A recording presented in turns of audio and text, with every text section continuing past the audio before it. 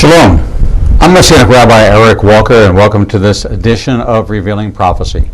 Each week we connect the dots of the news from around the globe with biblical prophecy and talk about what was, what is, and what is to come. The monologue is our original work, and all of their articles are used giving credit to their respective sources.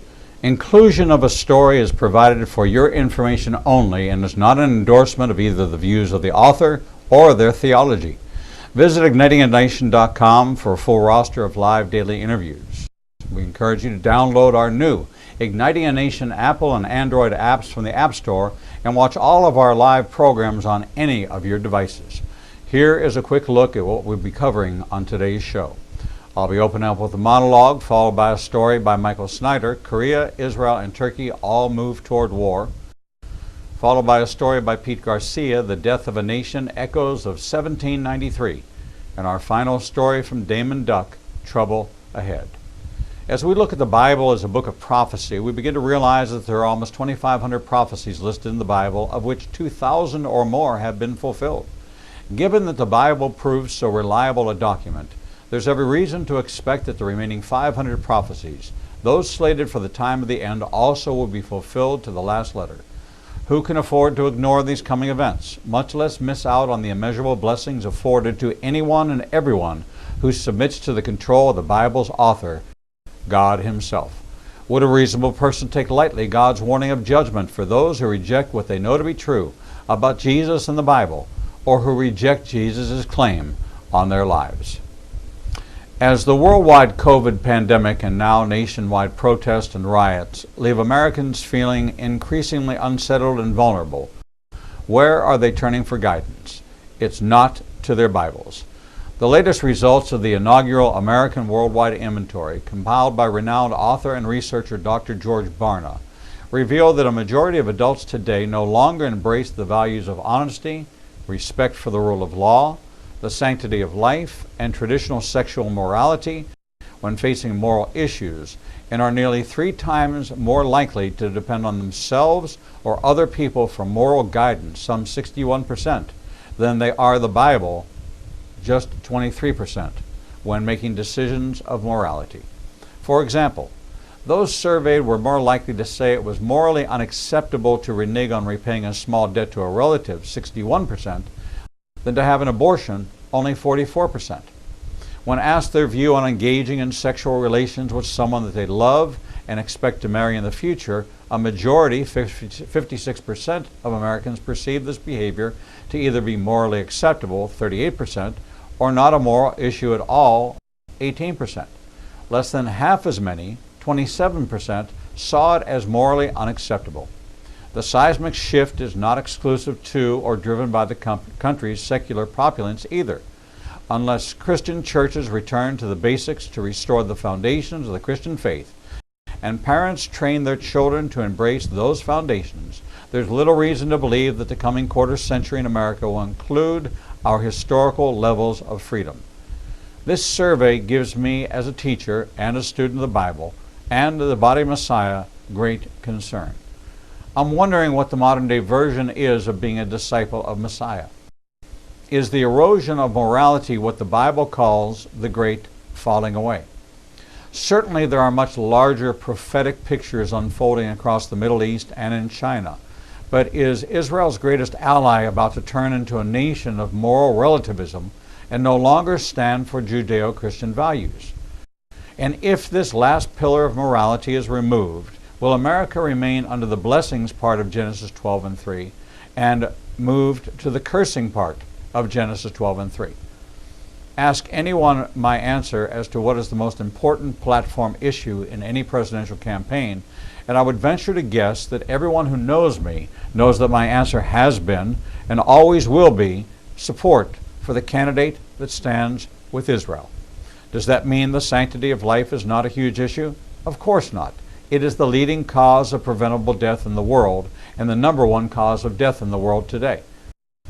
In that order, though, are the 2 major prophetic platform issues, and all the rest fall much further down the list. Both are important to God, but America has been both blessed and cursed since the 1973 Roe v. Wade decision But America was not blessed during administrations that stood against Israel and supported her enemies. Does that mean that a stand with Israel is a get-out-of-tribulation card? Certainly not, but it will be the issue that heaven itself pays the most attention to, as should you. God's word says, "Never again will my land be divided," and the annexation of parts of Judea and Samaria are the fulfillment of that declaration. You cannot be pro the Jewish Messiah and stand against his people, and the rise and support by the church for the boycott, divest, and sanction BDS movement makes me wonder if the church has not succumbed to a relative moral compass whose rosette has shifted to the left. The anarchy on the streets is being fueled and funded by anti-Israel factions, including Antifa and the Muslim Brotherhood. That should be enough to send you a wake-up call that if you support such an agenda, you have become an enemy of God's plan for Israel and the Jewish people.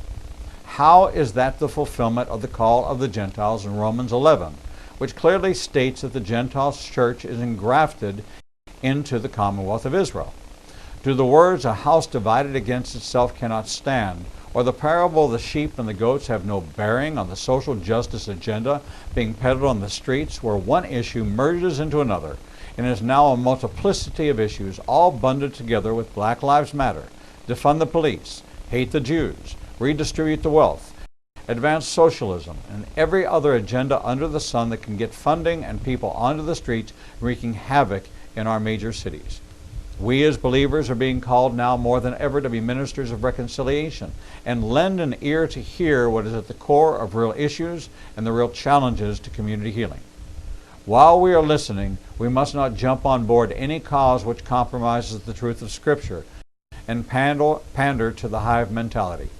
Golda Meir, the first woman prime minister of Israel, stated clearly that one cannot and must not try to erase the past merely because it does not fit the present. History will repeat itself if we do not remember our past. It is not pride in our past errors, it is a memorial to the lessons learned, so we will not make them again. If we cover up every scar and pretend it never happened, we fail to learn the valuable lessons that will ensure a better future.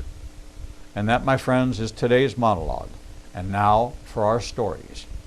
Korea, Israel, and Turkey all move toward war by Michael Snyder. As if we didn't have enough already going on in 2020, now we are facing the possibility that several regional wars may erupt. China and India have both been pouring troops into a disputed border region, and now there has been an incident where they were actually killing each other. On the Korean Peninsula, North Korea just blew up a joint liaison office that it had used for talks with the South Korean government. And in the Middle East, Turkey is warning of grave consequences if Israel goes ahead with the plan to annex portions of Judea and Samaria.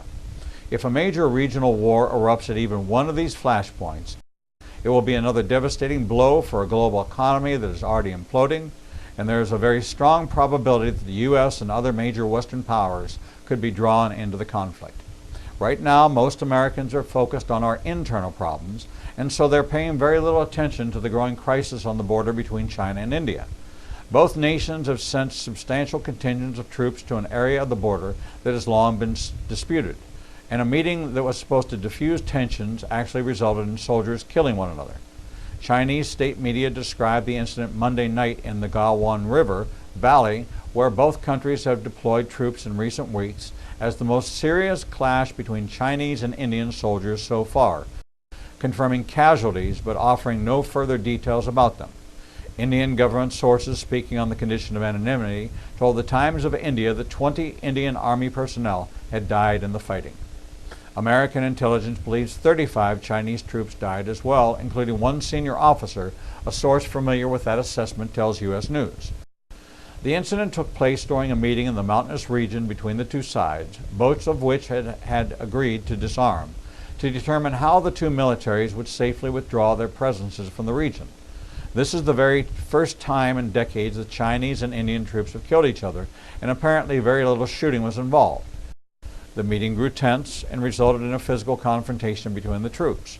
According to the assessment, all of the casualties were from the use of batons and knives and from falls from steep topography, the source says. That sounds like a scene from an overly gory Hollywood war movie, but reportedly this actually happened. Hopefully the leaders of these two nations will be able to cool tensions for a while, but the Chinese have a very long history of very bitter border disputes with their neighbors, and without a doubt China will continue to make attempts to exercise sovereignty over this area. Meanwhile, tensions on the Korean Peninsula have risen to a level that we haven't seen in many, many years. On Tuesday, North Korea actually blew up a building that had been used for negotiations with South Korea. North Korea has blown up a joint liaison office used for talks between itself and South Korea, the latest sign that ties between the two longtime adversaries are rapidly deteriorating. North Korean state media reported that the four-story building, which is located in the town of Kaesong, just north of the demilitarized zone that divides the two Koreas, was completely destroyed by a terrific explosion at 2:50 p.m. local time. This is certainly one way to make a statement. And this comes just days after Kim Jong-un's sister, Kim Yo-jong, had issued a very ominous warning. In a cryptic statement late Saturday, Kim Yo-jong vowed her country would soon take a next action against South Korea, a move she suggests would be carried out by the country's military. By exercising my power authorized by the Supreme Leader, our party and the state, I give an instruction to the arms of the department in charge of the affairs with enemy to decisively carry out the next action, Kim said in a state-run Korean Central News Agency. All of a sudden, North Korea's approach to relations with South Korea has dramatically shifted, and that shift has coincided with Kim Yo-jong's taking a much more prominent role in national affairs. I believe that there's much more going on in North Korea than we're being told, and Kim Yo-jong appears to favor a much more militant approach than what we've become accustomed to in recent years. Over in the Middle East, the Times of Israel has reported that the IDF is gearing up for a state of war as Israel prepares to annex portions of Judea and Samaria. Just over 2 weeks before a possible Israeli annexation of some as yet unspecified portion of the West Bank, the Israel Defense Forces are preparing for a wide range of scenarios for potential regional fallout, up to and including a large-scale wave of terror attacks, while still not being told exactly what the government has in mind. The military is gearing up for possible massive unrest, Channel 12 reported Sunday evening, including what it is calling a potential state of war, characterized by a second Intifada-style onslaught of suicide bombing attacks. This week, Israeli Prime Minister Benjamin Netanyahu once again made it clear that he does not intend to alter his plans, and that means that the process of annexation could start as soon as the beginning of July. A few weeks ago, Michael Snyder wrote an entire article about how this could potentially spark a major war in the region, and Arab leaders continue to make it clear that there will be consequences if Israel goes through with this. Israel's plan to extend its sovereignty to the Jordan Valley and parts of Judea and Samaria will destroy all hopes for lasting peace in the Middle East, Turkey's top diplomat said on Wednesday. If the occupying power Israel crosses the red line, we, the Muslim countries, must show that this will have consequences, Turkish Foreign Minister Mevlut Cavusoglu said during a special meeting of the Organization of Islamic Cooperation Executive Committee, according to Turkey's Anadolu agency. We shall see what happens. I think that Netanyahu may be convinced that Donald Trump is probably going to lose in November, and so that means he probably believes he only has a small window of a few months in which he can annex portions of Judea and Samaria with U.S. support. It appears that Netanyahu is absolutely determined to move forward, and it also appears that Israel's Arab neighbors are prepared to respond very forcibly. In just a few weeks, missiles could start flying back and forth, and the entire Middle East could erupt in flames. This is such a critical time, and let us pray for peace. But without a doubt, we are living during a time of wars and rumors of wars, and it certainly isn't going to take much to unleash a major conflict. Our next story, The Death of a Nation. Echoes of 1793 by Pete Garcia. Anytime the word conspiracy is mentioned in public, many listening instinctively cover their ears and start yelling at the top of their voices so they cannot hear what follows. First things first, conspiracies happen. Conspiracies are not just evil men conspiring together to do some nefarious deeds in dark, smoke-filled rooms on moonless nights. Conspiracies are just that. People conspiring to do something unlawful or harmful to someone else. Just look at the murder of Julius Caesar, or even of Jesus himself. A conspiracy in its essence is simply a plan to do evil by two or more individuals. A conspiracy theory is a theory, speculation on something that was done in the past or will be done in the future. Furthermore, just because something is labeled a conspiracy theory does not automatically mean it is false or true. It just means it cannot be proven as of yet. However, there are plenty of conspiracies that were theories until they were later proven true. Secondly, for those who do not know what the Hegelian dialectic is in the Marxist political sense, it's a planned outcome where actions are instigated to drive people to a predetermined end. Thesis or proposition, antithesis, counterproposition, synthesis, new thesis. It is a subtle tactic globalists have used to advance their socialistic agenda for the past century. So what is their agenda? Quite simply, it is the concentration of power and wealth from the many to the few. Another tactic aligned with the dialectic is incrementalism. These small, unnoticeable changes accumulated over time, so much so that one would hardly notice. However, if you were away, say out of the country for a few years on business and then came back, the changes would be more noticeable. Most Americans are unaware of a decline in individual liberty, and the reason is obvious. The decline rarely takes the form of a sudden personal deprivation, but instead takes the form of unnoticed erosion. And thus we come, as do the Russians, to regard whatever state we're in as a normal condition. And that's a quote from Leonard E. Read. These are important concepts to understand as you continue to read, because much of what you are seeing play out on a daily basis is the culmination of Agenda 100 years in the making. The Antifa thugs we see looting, rioting, and burning buildings didn't just appear one day out of thin air. They were indoctrinated. Their teachers who indoctrinated them were themselves indoctrinated by someone else. The sympathetic media to these thugs and looters were the same media who just weeks earlier were so hostile to patriot citizens who were peacefully protesting many of their governor's illegal stay-at-home orders. Most of these media figures weren't just pinko, commie, fascist overnight. They too were indoctrinated somewhere along the way. Even the fact that Donald Trump is president is a result of years of bureaucratic oppression by an increasingly totalitarian government. Thus, the events over the past 12 years are being orchestrated to get the American people to arrive at a predetermined conclusion, which is civil war. First, we must distinguish who is doing what from bottom to top. First, we have violence-based groups, the foot soldiers, the anarchists, Antifa, Black Rose Federation, Symbiosis, etc.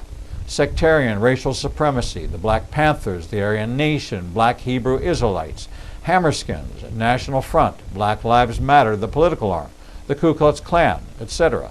You've got gangs, the Bloods, the Crips, the MS-13, Latin Kings, etc. Sanction Group, Planned Parenthood, and NARAL. Environmental Group, the Animal Liberation Front, the ALF, the Earth Liberation Front, the ELF, Earth First, etc. You have Islamic organizations, Al-Qaeda, ISIS, Muslim Brotherhood. Then you have the leftist political groups, the activists, the Democratic Party, the Green Party, the Democratic Socialist of America, the Socialist Party of America, Young Democratic Socialist of America, Progressives, Communist Party of the United States, Young Communist League, ACLU, SJWs, the Evangelical Left, ACORN, Open Society Foundation, Bernie Sanders, the Tides Foundation, the Southern Poverty Law Center, Greenpeace, PETA, Bash Back, Queer Nation, American Atheists, CARE, etc. Then you've got the globalists, the internationalists, the one world government advocates, financiers, influencers like the Rockefeller Foundation, Center for American Progress, George Soros, Gordon Brown, Tony Blair, Pope Francis, Bill Gates, Zbigniew Brzezinski, Henry Kissinger, the Council of Foreign Relations, the Bilderberg Group, Trilateral Commission, the Clinton Foundation, the Obamas, etc.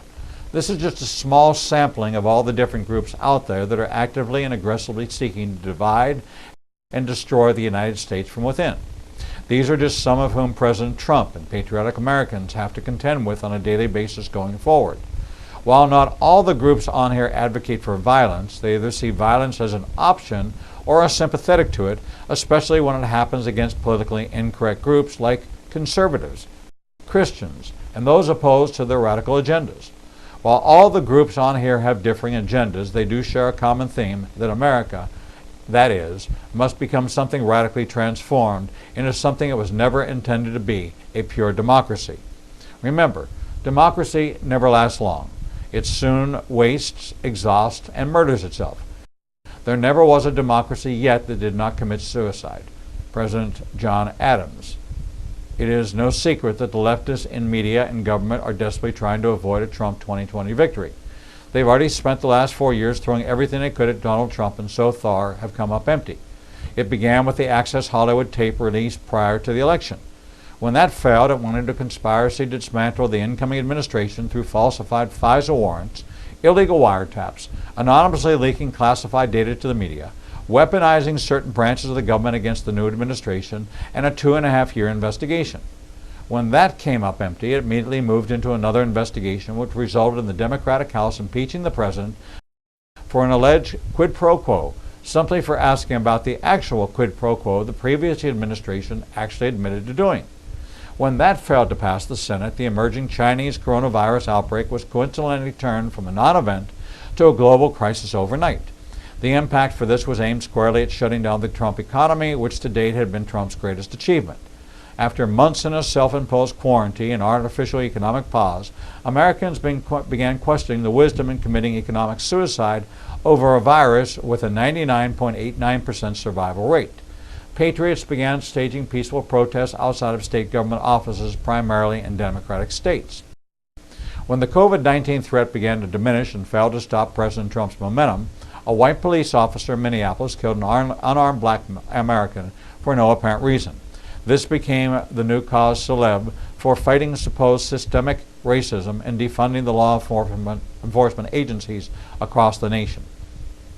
It remains to be seen what the political fallout will be for Trump come Election Day, even though the event happened in a Democrat-controlled state and in a democratically controlled city. In fact, the most crime-ridden cities are often the cities that were managed by Democrats for decades: Baltimore, Detroit, Chicago, Los Angeles, Minneapolis. So here's the assessment. So here we have a global pandemic coinciding with the greatest U.S. economic comeback in a lifetime. The economy was Trump's greatest political advertisement he could ever have, because everybody, whites, blacks, Hispanics, Asians, everyone was doing financially better than they had under 8 years of the abomination, short for Obama administration. In fact, President Trump has worked aggressively to address and fix more long-standing concerns the African American community have had in his brief tenure than the past 4 presidents before him combined. This in spite of having to deal with multiple investigations, a hostile media, and numerous attempts by practically everyone to derail his presidency. Pete Garcia is especially leery of things that seem overly stated, like a high-level pandemic conference 2 months before a real pandemic kicks off globally, or say a white cop kneeling on the neck of a non-resistant black male for almost 9 minutes, all the while none of his fellow officers bothering to intervene. In addition, all this knowing he was being filmed from multiple cameras. What is even more disturbing is watching this from multiple angles. Just some really weird things going on for no logical reason, i.e. the differing timestamps on multiple cameras. My first thoughts on all this, he writes, is it not outside the realm of possibility for emergency planners to plan for potential mass casualty events, which was what I believe Event 201 was supposed to be.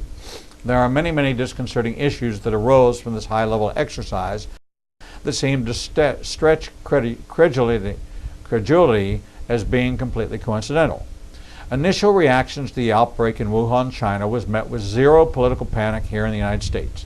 The media was not covering it. Late-night talk shows were not covering it.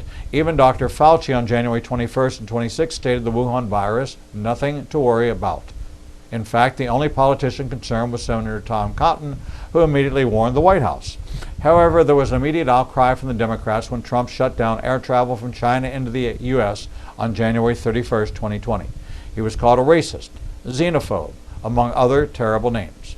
The impeachment trial heads to the Republican-controlled U.S. Senate in early February, where it dies a well-earned death. Immediately, as if on cue, the media began reporting on the Wuhan flu as if it was the second coming of the Black Plague. The media and the politicians began playing out the pandemic as an existential threat to life on planet Earth. Millions were supposed to have died, and we would be shoveling bodies into mass graves across the country because of how deadly this virus was. Bill Gates began pushing his COVID-19 vaccine, which did not help. That he had also had a patent on cryptocurrency, meant that he uses body data, whatever that means, called WO 2020 60606A1. Furthermore, he's given some speeches in previous years for which he seems to be advocating for population control to save the planet. Moreover, his father sat on the board of Planned Parenthood for years, so this seems to be a pattern of sorts. So the roaring U.S. economy artificially shuts down, and we all sit in house arrest for a number of months. But where are the bodies? Why are supposedly overworked and overwhelmed medical staff finding time and energy to put together choreographed TikTok videos by the dozens? After a month and a half, the president wants to open up the economy again. The media accuse him of willful genocide of the American public. However, there is no genocide. People are not dying by the droves. Turns out by May we get news reports that the CDC is now admitting errors in how they count COVID deaths. Not only that, but as states like Florida and Texas reopen, their economies start roaring back to life. Liberally held Democratic states like California and Michigan are starting to face angry constituents who want their lives back and want to get back to work.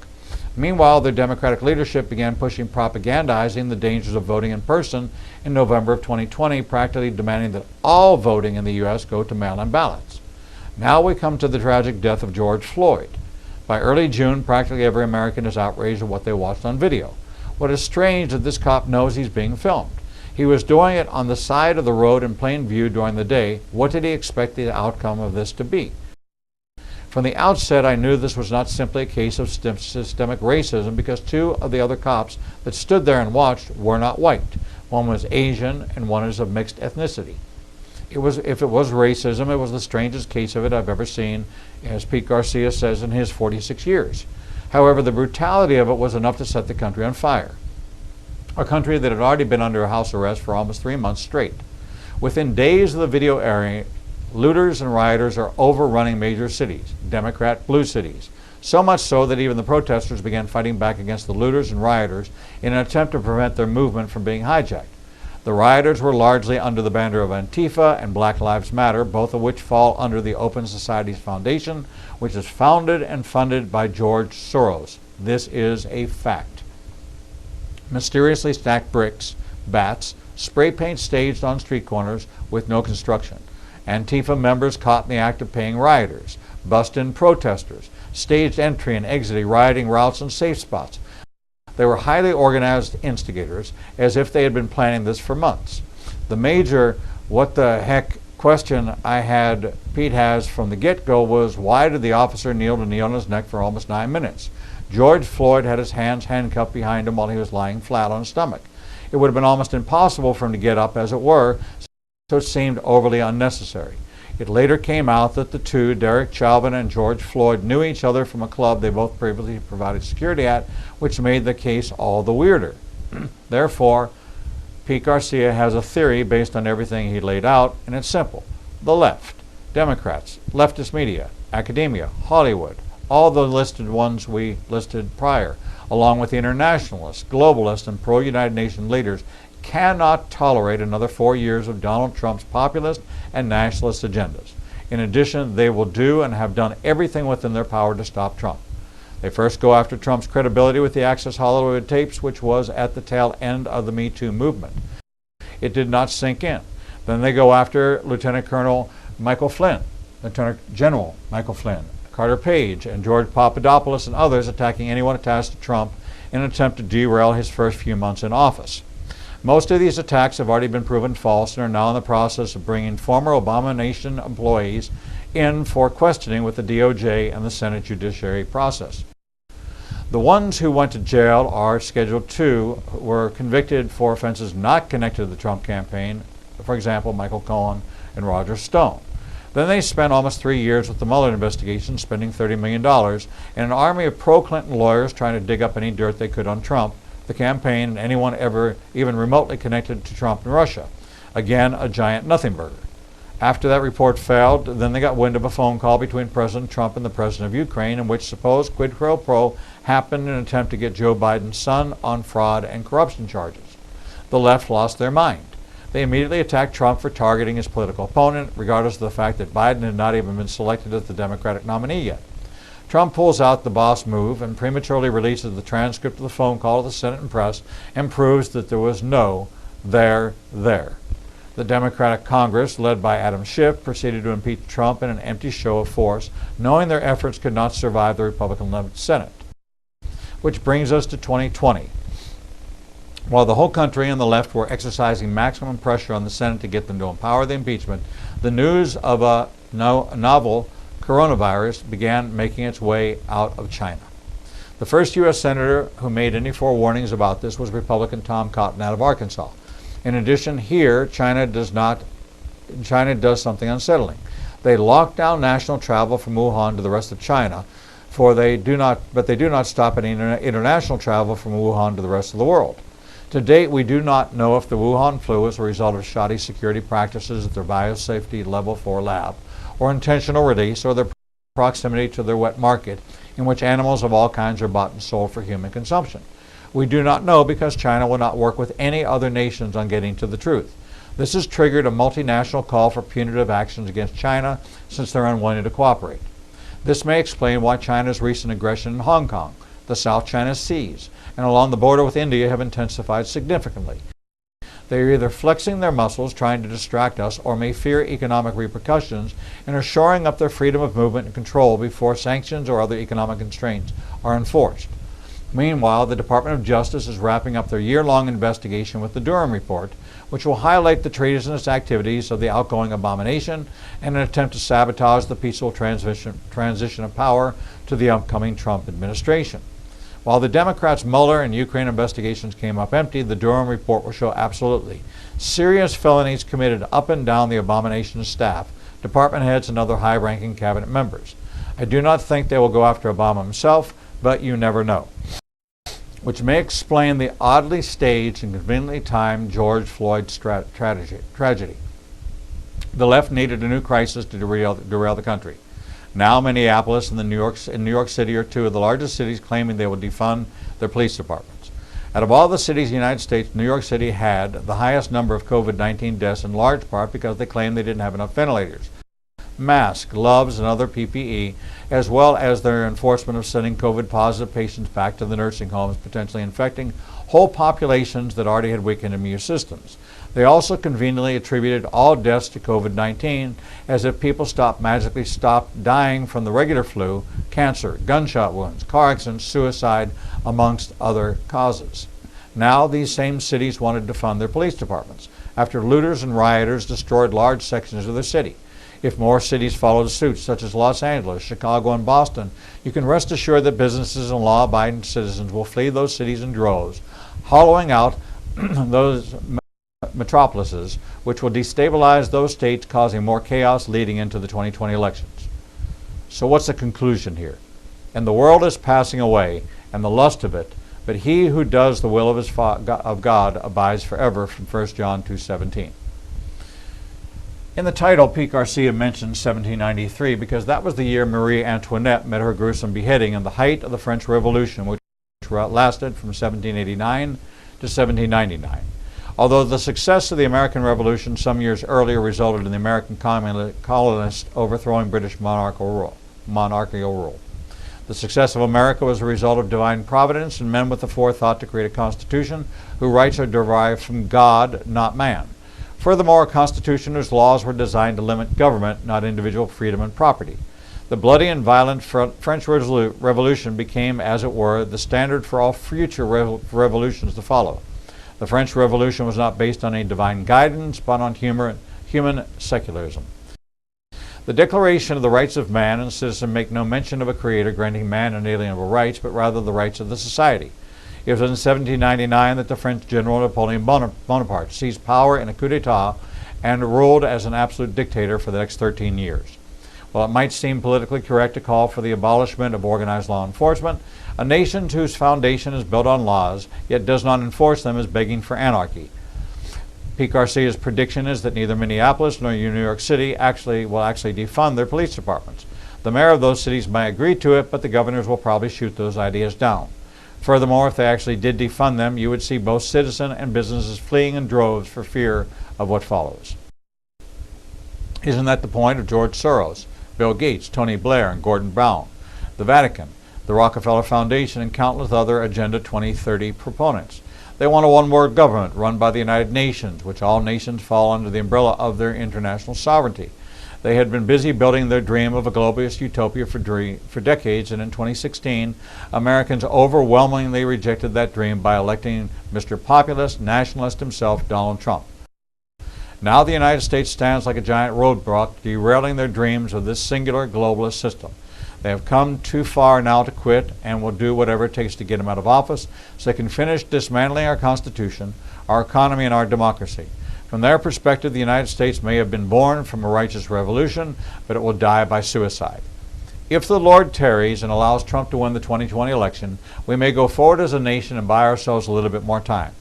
However, Pete Garcia foresees even more unrest in the urban Democratic haven that will force even more stress on the nation. This may require some level of martial law, which if executed by the government, fits right into what the globalist agenda of turning the United States into a perpetual police state. It's sort of a damned if you do, damned if you don't scenario for President Trump. If Trump loses the next election for whatever reason, rest assured America as we know her will cease to exist by 2030.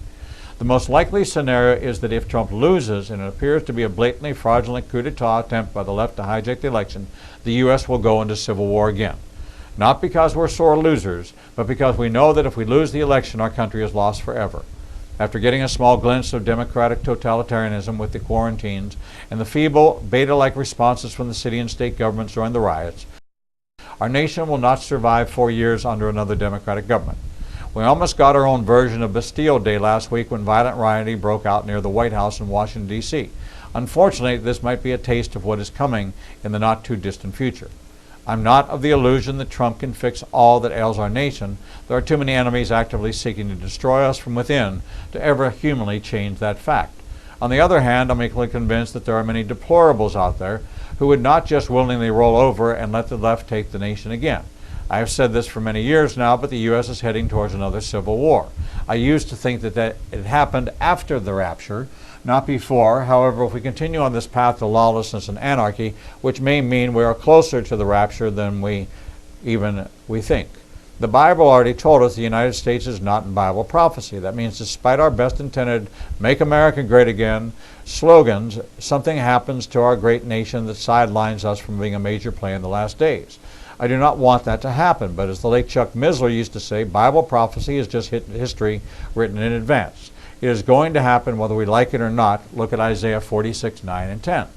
Aside from the off chance that a major global catastrophic disaster happens, for example, a meteor hitting Earth, Yellowstone exploding, an alien invasion, etc., I still believe that the most viable option for the downfall of the United States is the rapture of the church. When the church is pulled out, along with the children and the invalids, the U.S. economy will implode overnight. Now, should the Lord tarry, I feel the U.S. may get very close to tearing itself apart before that day comes. Nevertheless, if that civil war does happen, the Lord is still Lord, and He knows how to care for His own. I still believe that God put Trump in office in 2016 for a reason, and no schemes of man will thwart that plan until God's purposes are fully completed. Rest assured the church will be removed, according to Pete Garcia, before the great and terrible day of the Lord. As bad as it is now, the lunacy, violence, and lawlessness will be on steroids once the church is removed. Therefore, we remain busy sharing the gospel with everyone we can.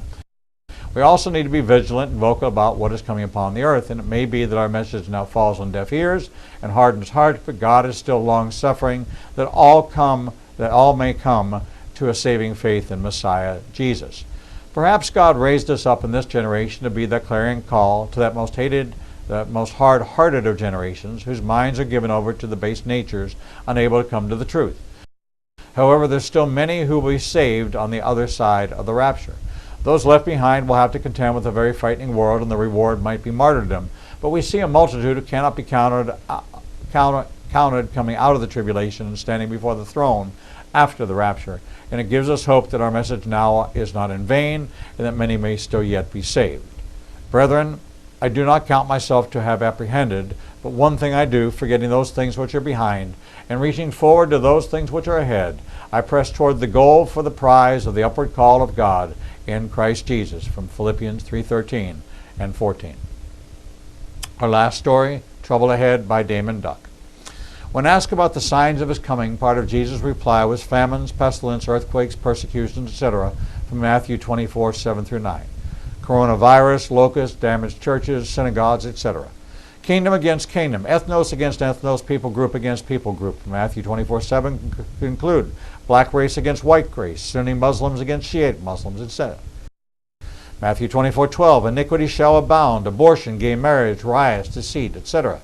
Matthew 24:37, like the days of Noah, Genesis 6 and 5, great wickedness. Luke 21:25, distress of nations with perplexity, the sea and waves roaring. Revelation 17:15, riot and our storms, hurricanes, etc. There now seems to be ample proof that America is the victim of an organized effort to weaken the United States, and it could signal more trouble between now and the next election.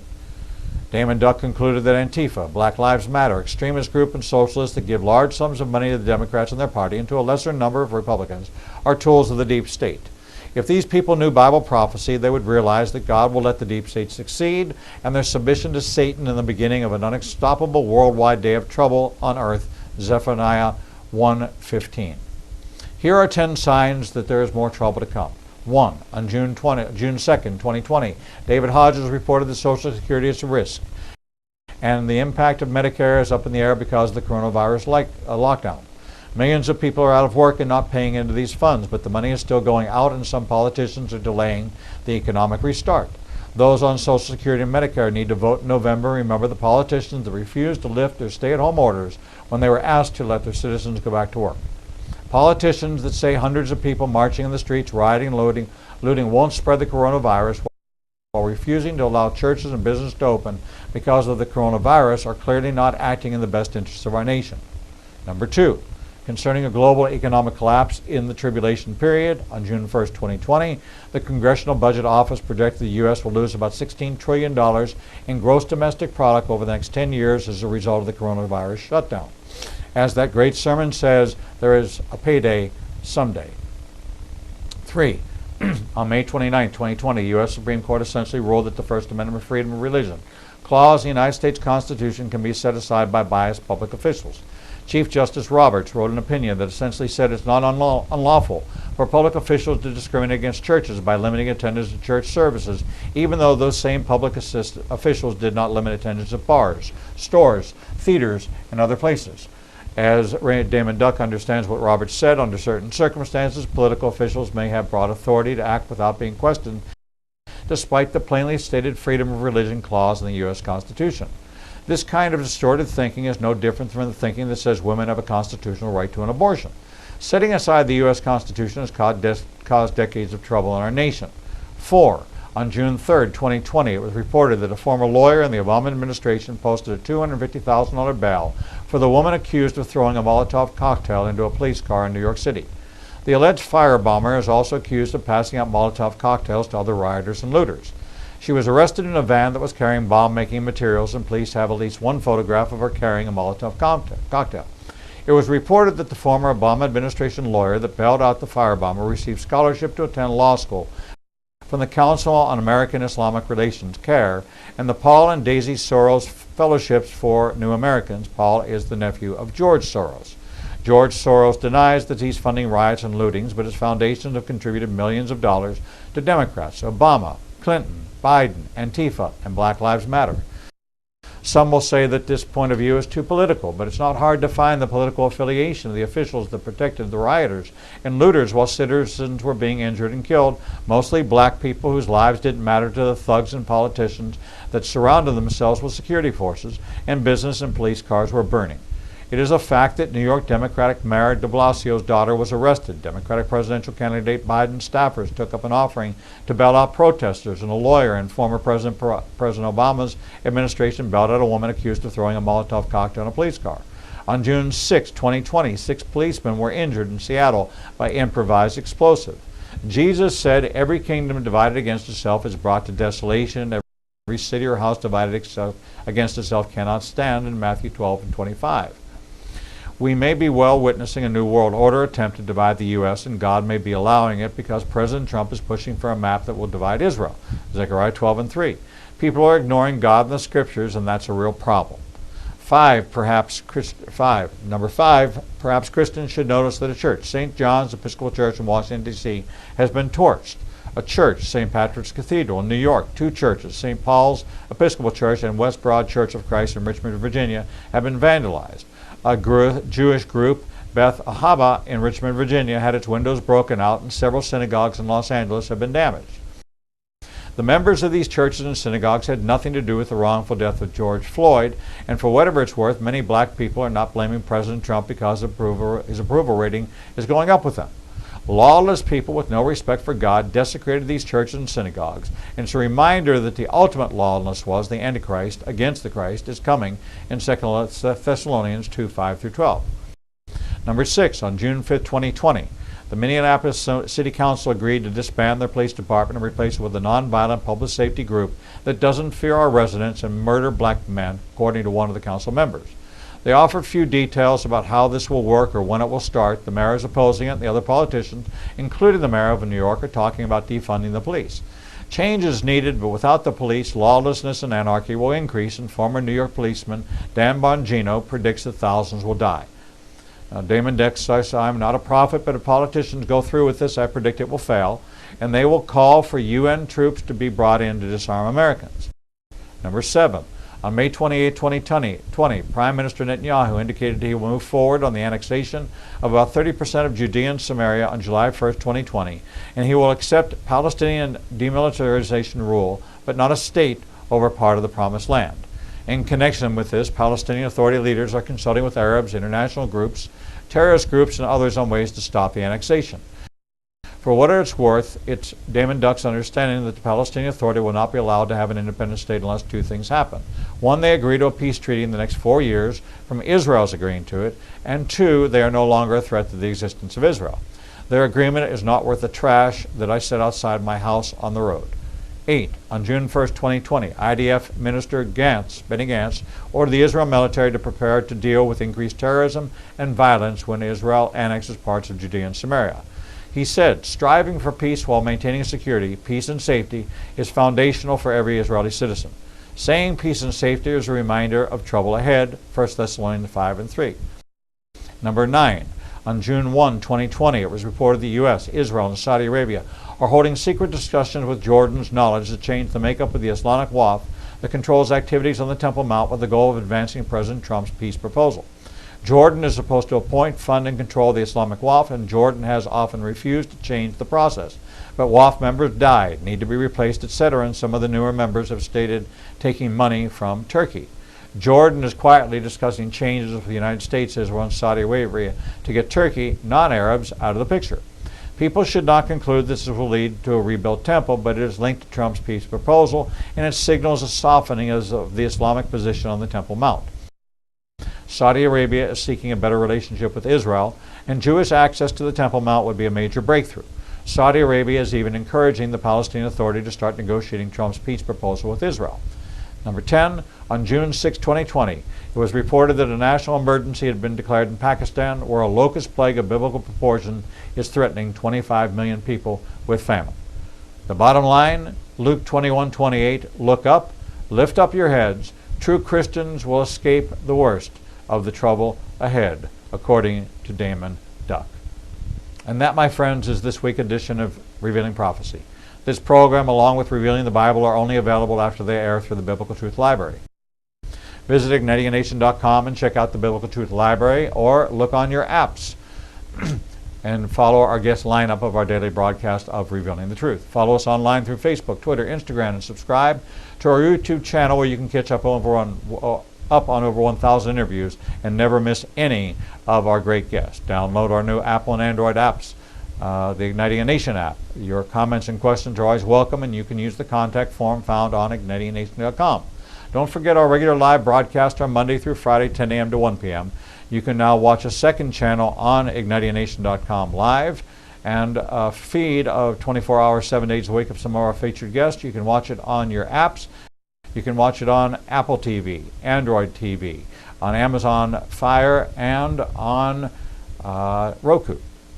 So until we see you right back here for the next edition of Revealing the Truth, we thank you for watching, and we bid you Shalom.